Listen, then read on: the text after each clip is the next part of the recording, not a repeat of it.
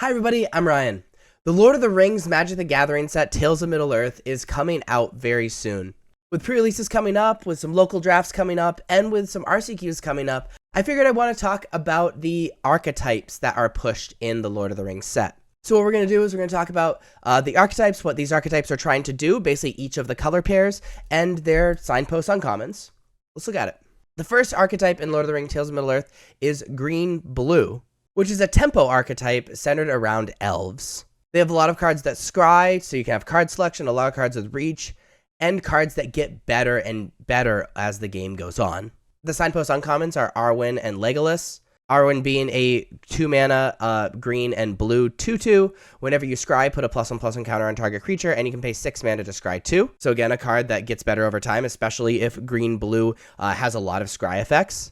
And then Legolas, Counter of Kills, is a 4-mana, a green, a blue, and 2 generic, 2/3 with reach. Whenever you scry, if Legolas, Counter of Kills is tapped, you may untap it, do this only once each turn. And whenever a creature an opponent controls dies, put a +1/+1 counter on Legolas. So again, the green-blue archetype, a lot of tempo, you scry, things get bigger and stuff happens, and these cards get better as time goes on and they live on the battlefield. The red-white archetype is a humans-focused archetype, but also a go-wide aggressive archetype. They hit hard, they hit fast with haste and first strike. The signpost uncommons is Éowyn, Fearless Knight, a 4-mana 3/4 with haste, and when it enters the battlefield, exile target creature an opponent controls with greater power. Legendary creatures you control gain protection from each of that creature's colors until end of turn, which allows you to push even more damage. And then the other signpost uncommon is Theoden, King of Rohan, which is a 3-mana 2/3. Whenever Theoden, King of Rohan, or another human enters the battlefield under your control, target creature gains double strike until end of turn. So you see this super aggressiveness, but also some human focus in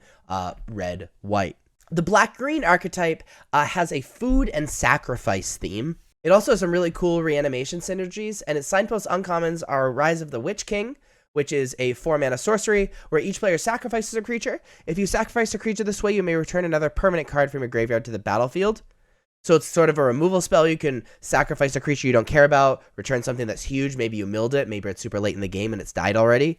And then Smeagol, Helpful Guide, which is a 3-mana 4/2. At the beginning of your end step, if a creature died under your control this turn, the ring tempts you. Whenever the ring tempts you, target opponent reveals cards from the top of their library until they reveal a land card. Put that card on the battlefield tapped under your control and the rest in their graveyard. So it allows you to ramp mana, but also there's this keyword we're going to come across quite a bit. The ring tempts you. Let's look at it really quick. So when the ring tempts you, you decide who you want to be your ring bearer. And the ring tempting you gets progressively better over time. It's like a positive thing, which is kind of weird with Lord of the Rings. I didn't make the set. Don't look at me. The first time, your ring bearer is legendary and can't be blocked by creatures with greater power. The second time the ring tempts you, whenever your ring bearer attacks, draw a card, then discard a card. The third time the ring tempts you, whenever your ring bearer becomes blocked by a creature, that creature's controller sacrifices at the end of combat. And the fourth time the ring tempts you, whenever your ring bearer deals combat damage to a player, each opponent loses 3 life. But back to the different archetypes. The blue-red archetype is a wizards and spells matter archetype, which makes sense, frankly. Its signpost uncommons are Bilbo, Retired Burglar, which is a 3-mana 1/3. When Bilbo, Retired Burglar, enters or leaves the battlefield, the ring tempts you. So you can kind of cash in on this ring tempts you thing. And whenever Bilbo deals combat damage to a player, create a treasure token. Makes sense, it's Burglar. Its other signpost uncommon is a 3-mana sorcery called Gandalf's Sanction. Gandalf's Sanction deals X damage to target creature, where X is the number of instant sorcery cards in your graveyard. Excess damage is dealt to that creature's controller instead. So it's just rewards for being able to cast a bunch of spells in the same turn, especially instant sorceries. The white-black archetype is a ring tempts you with legendary matters archetype, which sounds awesome. So it has a ton of legendaries. It abuses the ring tempting you and does other general white-black things, being able to remove cards and all that stuff.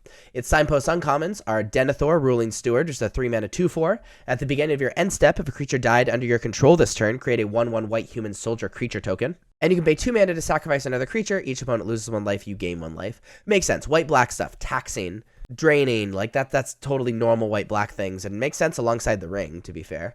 The other signpost card is a rare. It's Lotho, Corrupt Sheriff, is a 2-mana 2/1. Whenever a player casts their second spell each turn, you lose 1 life and create a treasure token. It's pretty good. By the way, some of these signposts are rares. I apologize. I feel like I've been saying it uncommon this whole time. Ignore me. The green and white archetype is the halfling food synergy, which I love that there's a synergy between halflings and food. This color pairing is also really good alongside like ring tempts you, mana fixing, and like being able to finish really strongly. but there's a lot of halfling and food synergies, which is super cool. Its signposts uncommons are a Butterbur, Bree Innkeeper, a 4-mana 3/3 at the beginning of your end step. If you don't control a food, create a food. And his other signpost uncommon is a Frodo Baggins, so it's 2-mana 1/3. Whenever Frodo Baggins or another legendary creatures enter the battlefield under your control, the ring tempts you. As long as Frodo is your ring bearer, it must be blocked if able. Very, very powerful. The red-green archetype is ramp with big dumb guys, like every red-green archetype. Also has a few fight spells, which is pretty cool. Its signpost uncommon is Strider, Ranger of the North, which is a 4-mana 4/4. With landfall, whenever a land enters the battlefield under your control, target creature gets +1/+1 until end of turn. Then if that creature has power 4 or greater, it gains first strike until end of turn. Obviously, super powerful and limited. The black-red archetype is an aggressive amass strategy. Amass in this set allowing you to create an army of orcs and then continually put +1/+1 counters on them. The lore behind this is that it's the orc army or Uruk-hai army getting bigger and bigger and trying to kill you as fast as possible. Its signpost uncommons are Malhur, Uruk-hai Captain, which is a 2-mana 2/2 with menace. If one or more +1/+1 counters would be put onto an army, goblin, or orc you control, that many +1/+1 counters +1 are put onto it instead. And the other signpost uncommon is Ugluk of the White Hand, is a 4-mana 3/3. Whenever another creature you control dies, put a +1/+1 counter on Ugluk of the White Hand. If that creature was a goblin or orc, put 2 +1/+1 counters on Ugluk instead. It feels like this red-black strategy is supposed to just like totally overwhelm. It doesn't matter if one of us die, the other one gets stronger. Attack, attack, attack, attack. Which I think really like pushes forward this idea of an orc or Uruk-hai army, which is neat. The blue-black color pairing is a mass synergy with control. So amass and control rather than amass and aggro. So stalls out your opponent while you create a big army to finish with. Its signpost uncommon is the Mouth of Sauron, which is a 5-mana 3/4. When the Mouth of Sauron enters the battlefield, target player mills 3 cards, then amass Orcs X, where X is the number of instant sorcery cards in that player's graveyard. Which is great because you can mill yourself your control deck, so you have a bunch, so you can create something as big as a 7/7 or an 8/8 whenever you cast this card. Then the last color pairing is blue-white, which is evasion, obviously, right? Flyers, blue-white flyers, that's like a totally normal limited archetype. And throwing back to our last set, drawing a second card synergies, which actually was a blue-black strategy in our last set. The signpost uncommons include Gwahir the Windlord, which is a 6-mana 4/4. The spell costs 2 less as long as you've drawn 2 or more cards this turn, so it incentivizes you to play spells that draw cards. It's Flying Vigilance, and other birds you control have Vigilance.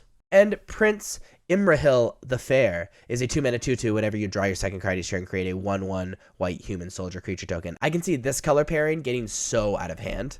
So those are all the 2 color pairings. There's also a little bit of support for more than 2 color pairings, but there's no like definite strategy surrounding them.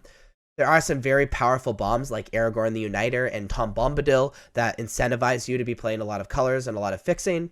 But like I said, like those are mostly centered around good stuff decks and not necessarily like super focused strategies.